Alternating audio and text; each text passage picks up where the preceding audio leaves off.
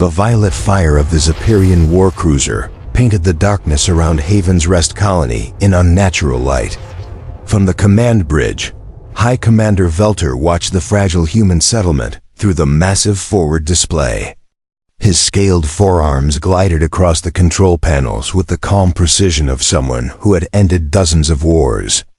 This battle, like all the others before it, was nearly finished. What is the colony's shield integrity? Velter asked without turning. 60% and falling.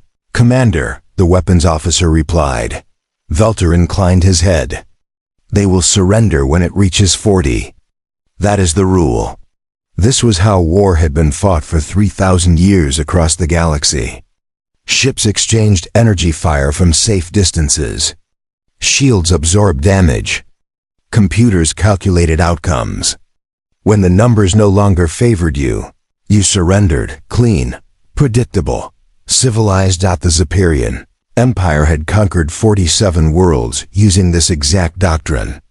Their energy cannons were unmatched. Their shields deflected every known weapon. Their battle computers could determine victory before the first shot was fired. Any response from the humans?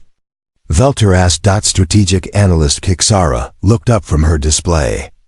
Unlike most Zepyrians, her scales were bright green rather than purple. They have transmitted a distress signal into deep space, Commander. A general emergency broadcast requesting assistance. Velter laughed, the sound harsh and metallic. Assistance from whom? We studied their species.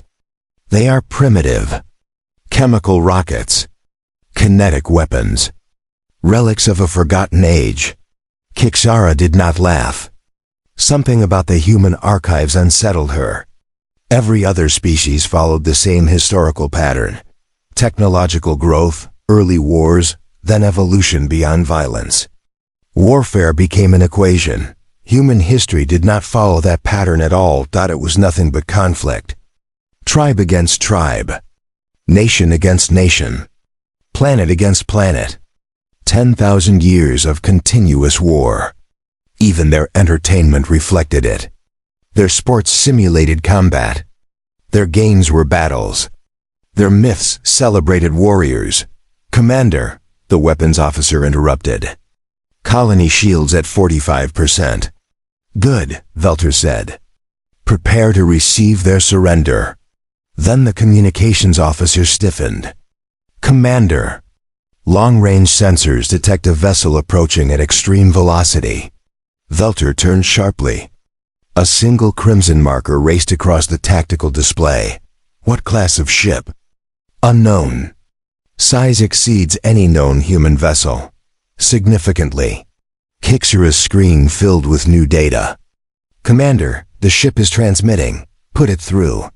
Static crackled through the bridge. Then a human voice filled the air, calm, cold, absolute. This is Admiral Marcus Kane of the human warship Vengeance. You have attacked human civilians. Prepare for consequences. Velter stared at the console in disbelief. There was no request for negotiation.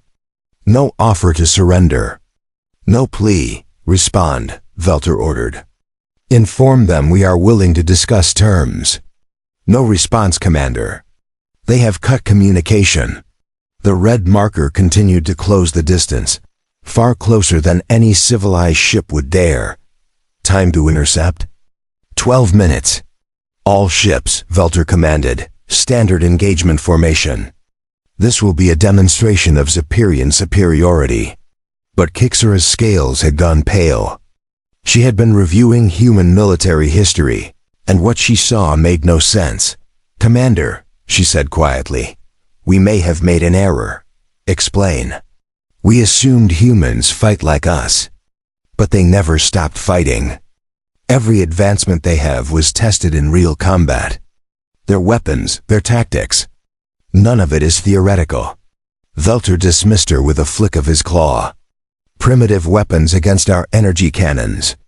Victory probability is 98%. The human ship emerged from hyperspace. It was enormous, dwarfing 3 Zepyrian cruisers combined. Its dark hull was covered in openings that were not energy ports.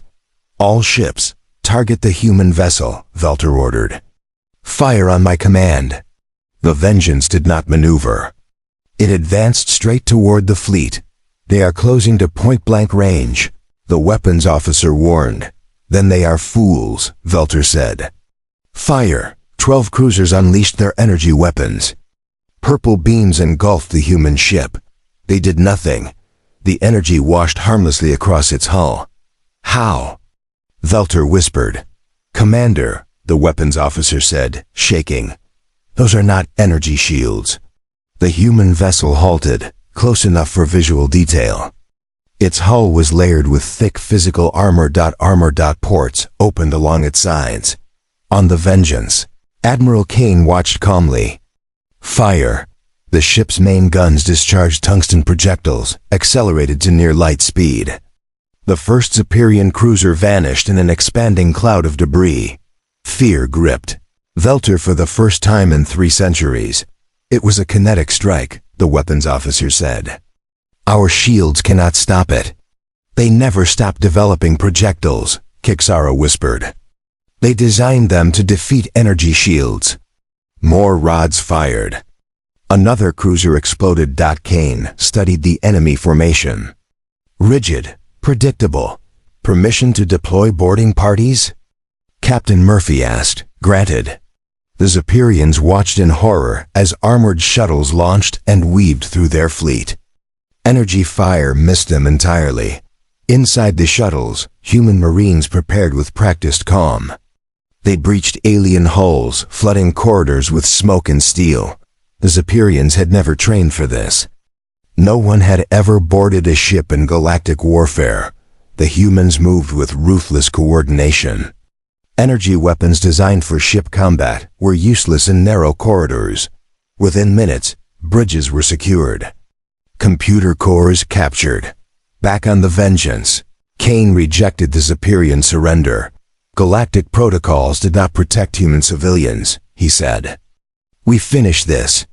The battle escalated into total war. Psychological warfare followed. Human battle cries echoed across alien channels.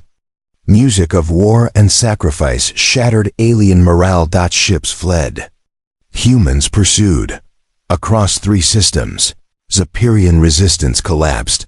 The galaxy watched in disbelief. Later, in the Galactic Council, Velter stood in shame. Humans do not fight like civilized species, he said. They fight as if war is part of their nature. Kixara explained the truth. They did not evolve past warfare. They evolved because of it. Meanwhile, the Vengeance was rebuilt mid-space using captured alien technology. Humans merged systems others believed incompatible. When 3 alien fleets arrived to test humanity, Kane welcomed them. 73 ships surrounded one. Attack together, Kane told them. We will demonstrate. The hybrid ship absorbed energy fire and returned destruction.